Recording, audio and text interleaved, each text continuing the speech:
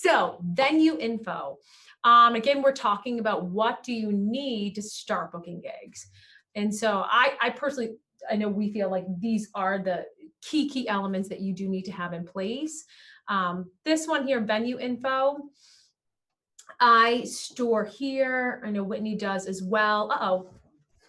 Fabulous. Share my screen and see my emails. Oh my God. Let me stop sharing that way there. We'll stop that there. Now we can see your fabulous selves. Yeah.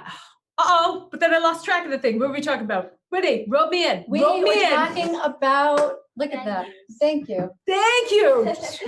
Venue, Venues. the contact. I got all thrown off with my stuff popping up there. But venues. So I like to try, I start a Google Doc, Google spreadsheet. So this way you're not doing the same work year after year after year.